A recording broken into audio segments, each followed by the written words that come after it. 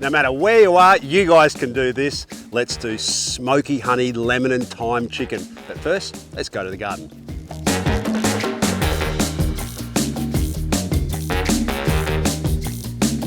Let's go in with our oils.